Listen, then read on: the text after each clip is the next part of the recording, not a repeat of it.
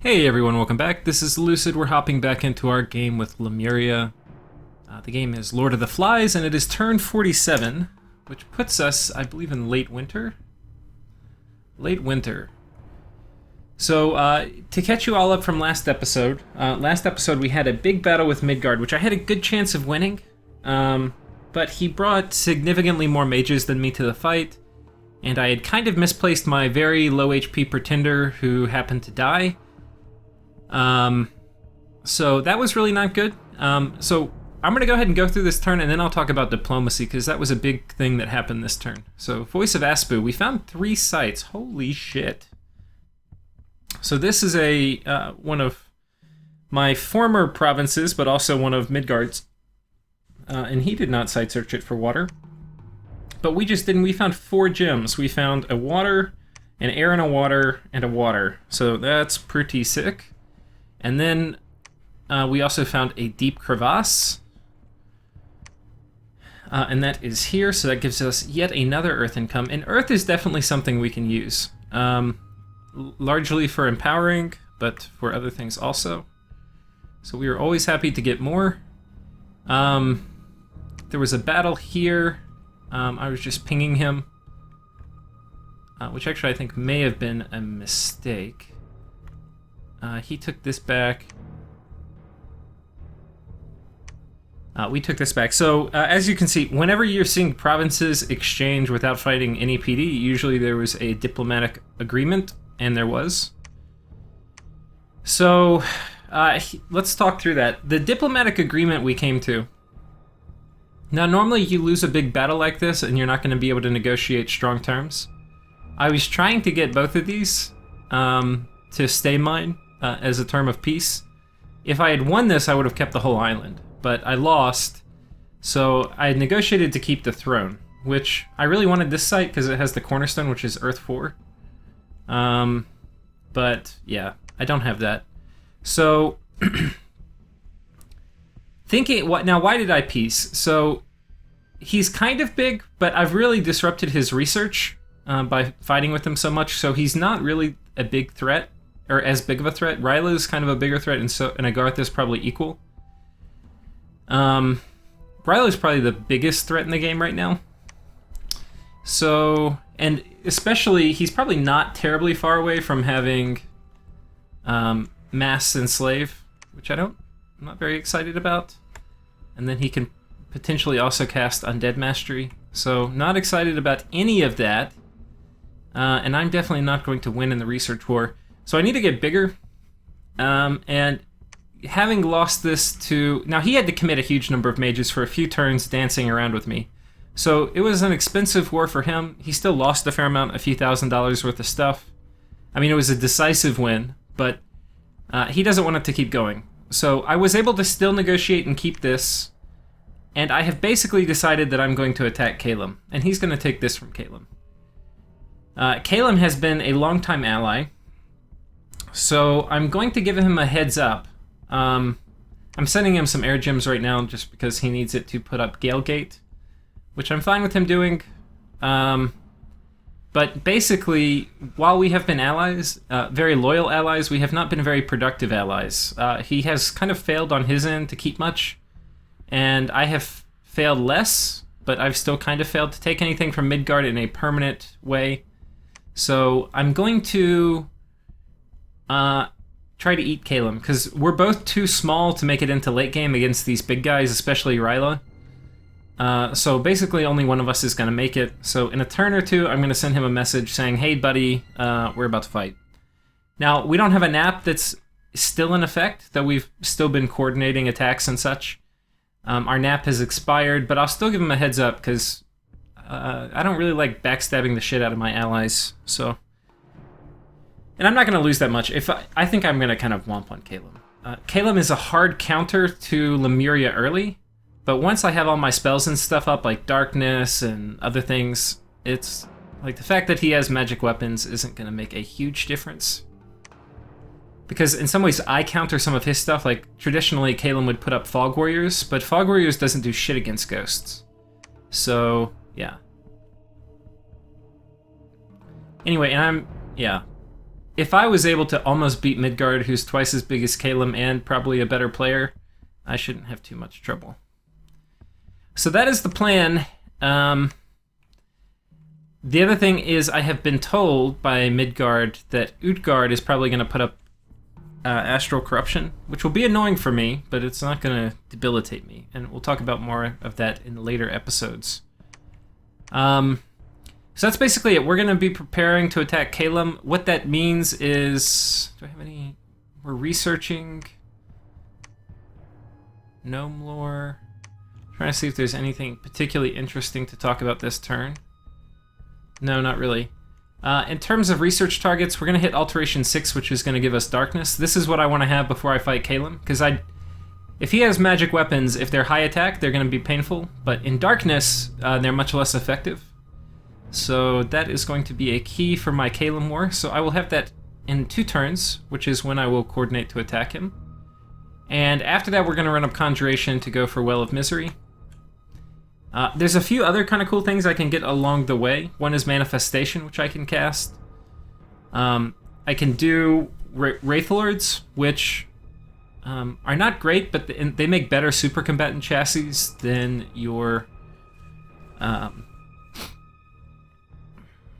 Grand Lemurs, because your Grand Lemurs have Astrals, so they can be magic dueled and you lose all your equipment. These guys, you put the equipment on them, they're much harder to kind of wipe out. So that will be cool.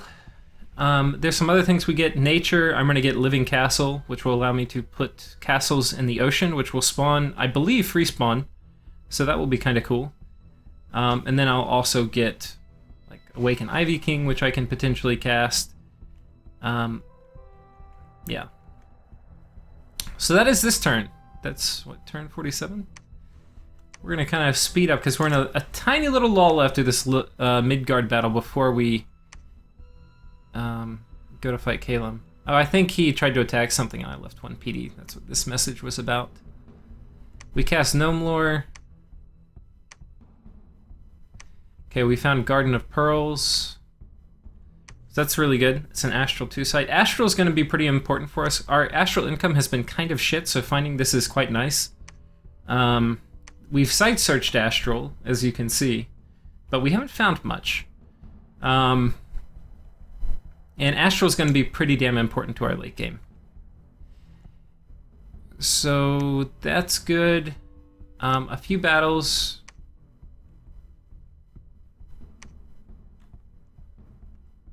Oh. It seems I left 1 PD, and yeah, he's probably a little upset about that. I guess I made a mistake. It's kind of instinct for me to put 1 PD in provinces. I'll go through at the end of a turn, you won't see me doing it, and I'll just go through and click 1, at least in all my provinces. Should have thought about it, though.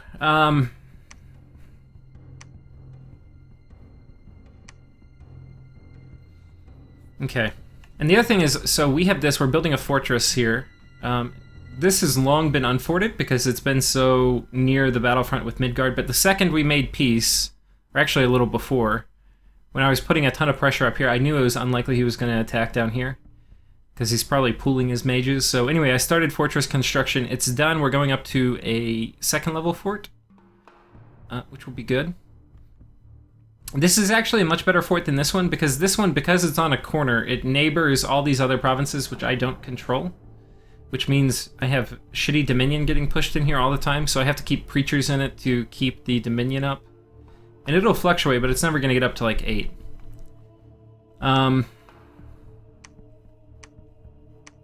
So anyway, I'm glad to have this one, because this Dominion is 9, and it's going to stay that way. In fact, it'll go to 10 very soon. Let's take a look at our temple count.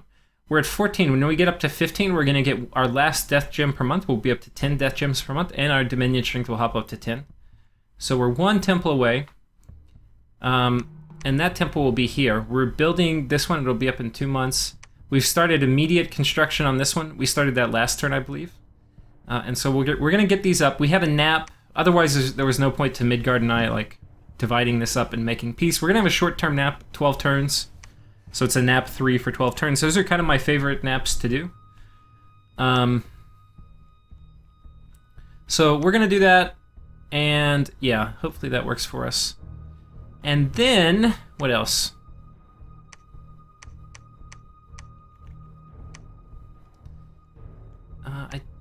Okay, I'm sending a message to Caelum to announce my intention to go to war. I say it's been a long, though unfortunately not very profitable alliance. After I lost my large army on the small island to Midgard, I realized that I would need to... Whoops. Here I go, just clicking randomly again. I would need to fight someone other than Midgard to gain enough land to have a chance to make it past mid-game. I think you were in the same bucket, though my land would only offer some gems, not gold. Therefore, let us fight and see who comes out on top. Though our nap has expired some time ago, I wanted to give you warning, given our good diplomatic history. The turn you receive this, I'll be preparing to draw swords. Octavia, ruler of Lemuria. And I apologize for the 1 PD. And I think that's it. So the other thing of note is all of our people have reformed. This was the other necessary condition to attacking Caelum. Octavia is going to put up Mother Oak. Ryla already has it, but we're going to steal it from them. If you look, I'm putting 80 gems into it, and most of the time when people cast Mother Oak, they only cast it with like just above 50. So 30 should be enough to take it. And he won't know how many I put in, so somebody trying to take it back from me is kind of unlikely. But we'll see. Hopefully it will at least pay itself off. And even if it doesn't pay itself off, it's going to take it away from who I believe might be the strongest nation in the game at the moment. Even though it's somewhat deceptive. We're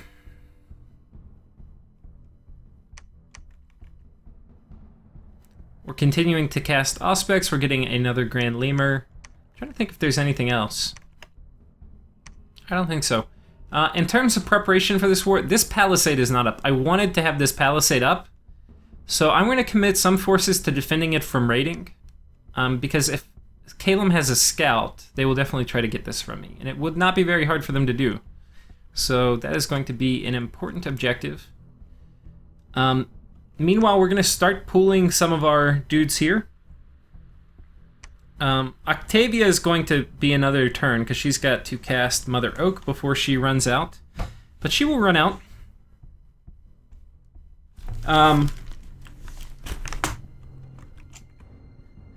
Okay, sorry, somebody came to the door. Yeah, so that's the plan. We're going to... I don't know if I'm actually going to do a big attack next turn. I'm probably just going to ping him and do a little raiding. My next big attack will probably be here. And I'm basically just moving some people into position. Like, most of my guys here are getting loaded up with gems and starting to move out. I should have moved one of these guys out, but I haven't. Anyway. That is about that for this turn. Let's go ahead and pull up the next turn. We're getting kind of close to where I am, turn 49.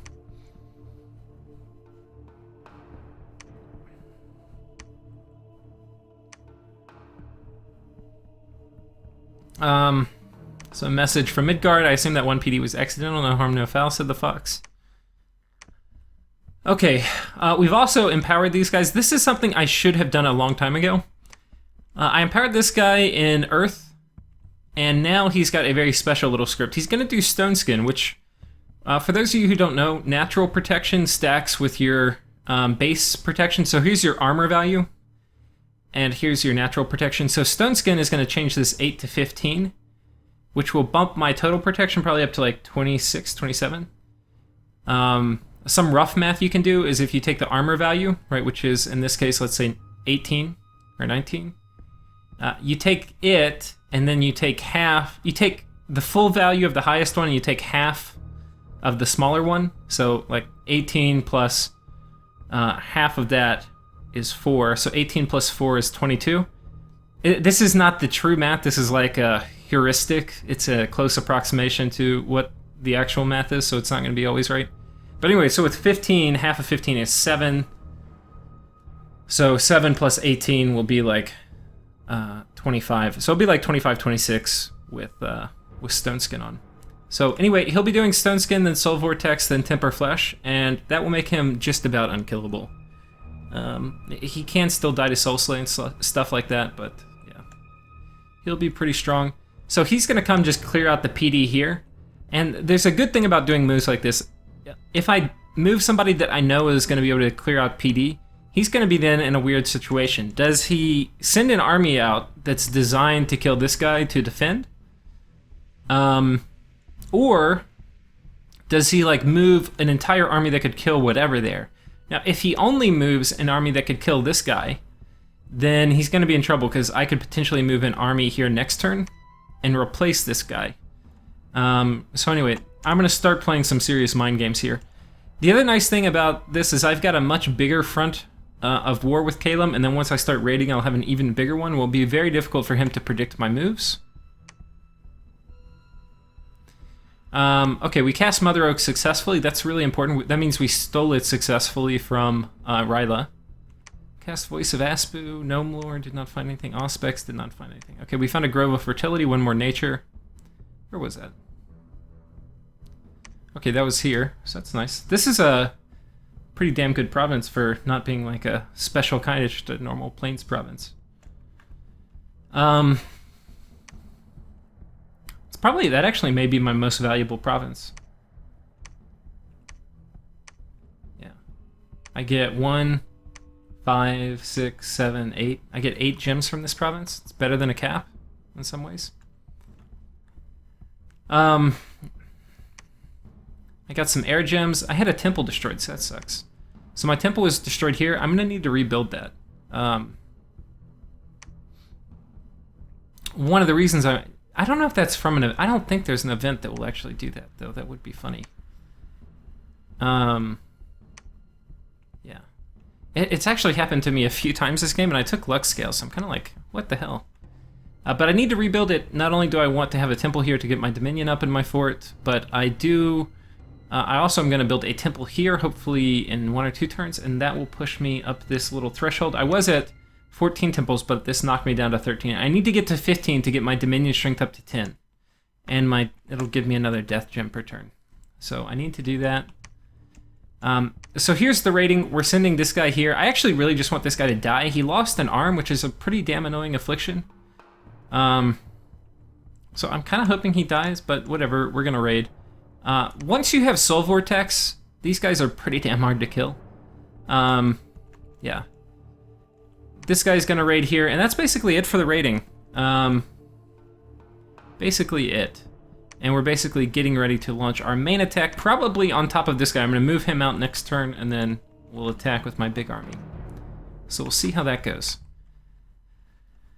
And I believe that brings us all the way up to turn 50, which will be the last turn for this episode. We have 6 air gems from Caelum. We cast Teleport, so... oh, that was the other part of my rating. And I'm casting Cloud Trapeze.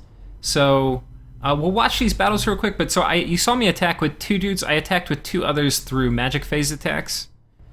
And these guys are really... They're like super... Your Grand Lemurs are super combatant worthy. If you put gear on them, I'm not doing it because I kind of intend for them to die. But anyway. And I don't really have construction researched. That's the other main reason. Okay, so here's the first one.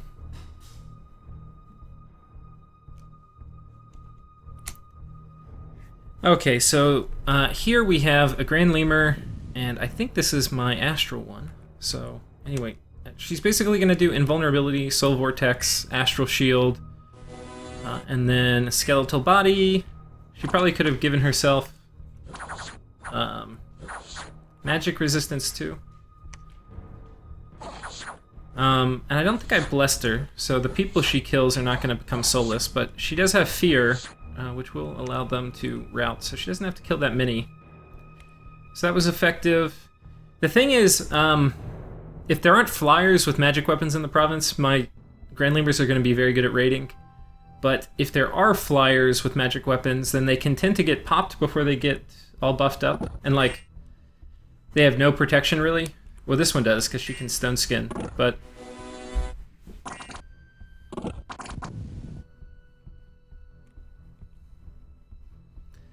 So she now has 15 protection normally, and then 25 protection versus mundane.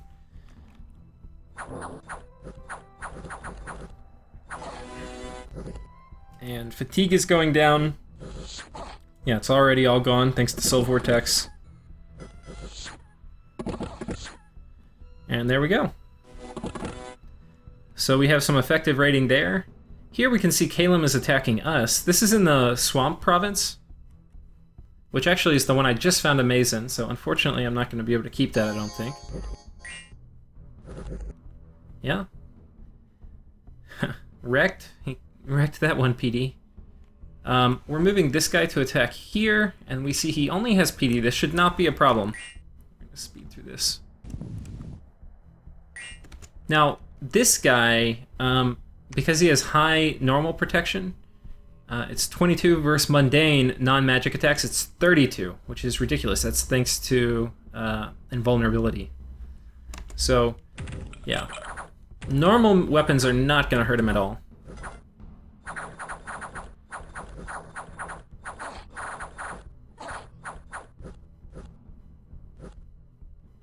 It was pretty damn effective.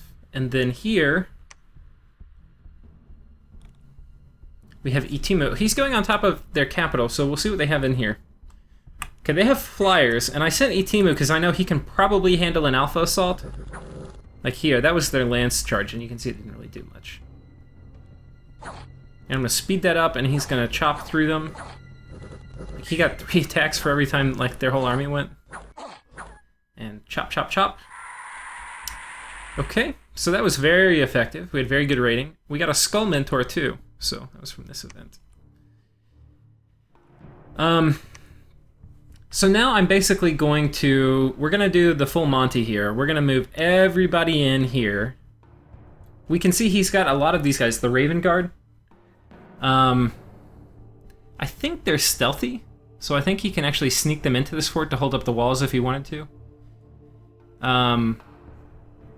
But yeah, we're going to move everybody here. We're going to assume he's going to attack with everyone. My goal, though, is I'm going to try to pin a lot of these armies into the forts. So I'm going to try to pin his mages in and split them up so he can't bring them all at once.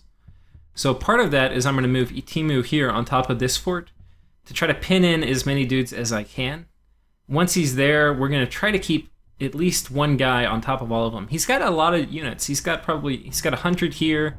200 here, 100 here. I think there's probably 200 inside here. He could probably muster 500, which could be pretty damn effective in killing me.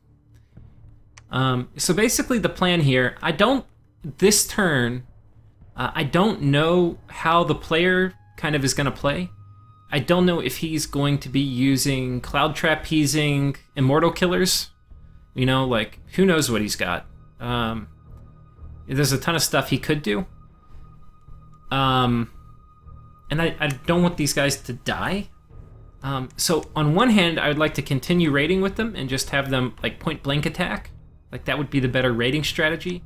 But I would be very open to Cloud Trapeze kind of thug killers, like specially designed people to kill them.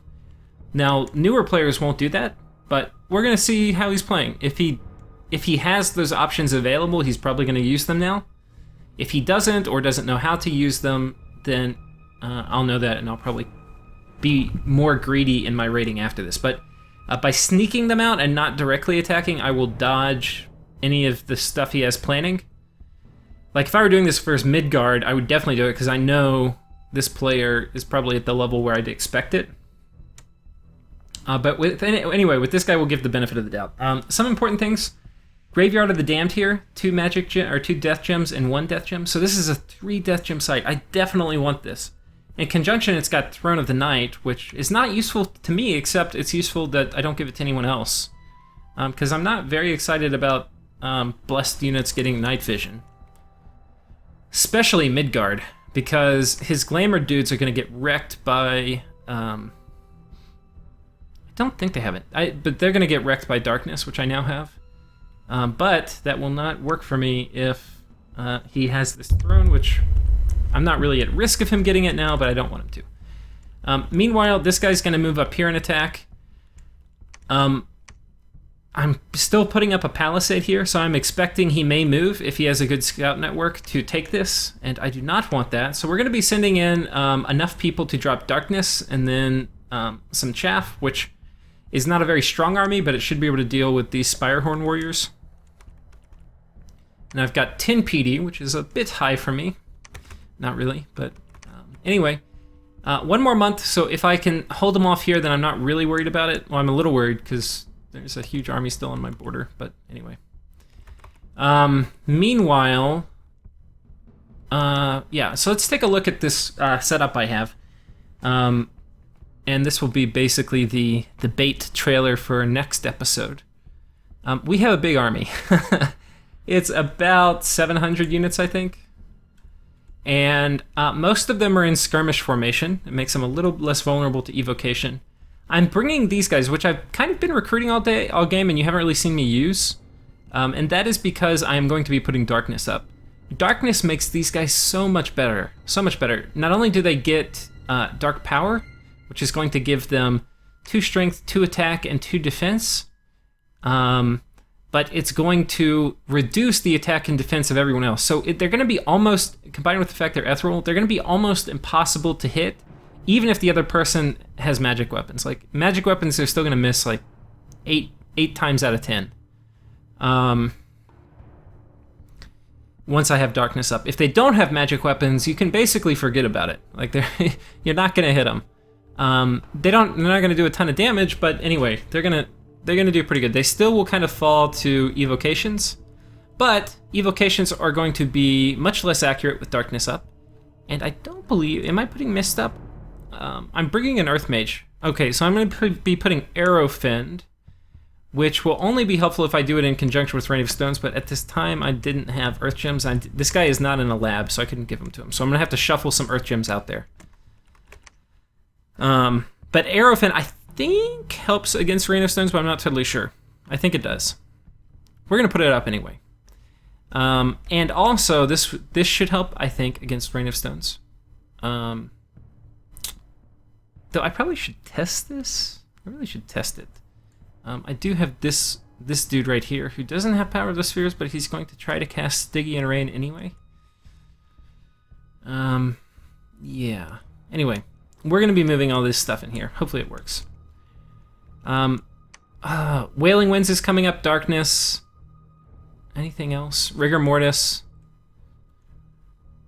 Stygian Rains, Anti-Magic, and then potentially Arrowfend and Rain of Stones. Well, Rain of Stones won't come up this time, but I might try to cast it. I kind of don't want to, because if I outnumber him, even if it does more to him than it does to me, it's gonna kill like at least 100 of my troops probably, which I'm not really excited about. I don't really want that to happen.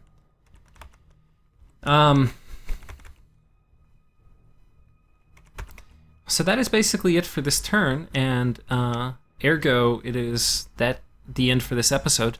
So thank you all for watching, and hopefully we have a good battle to show you next turn with Caelum. See you guys then.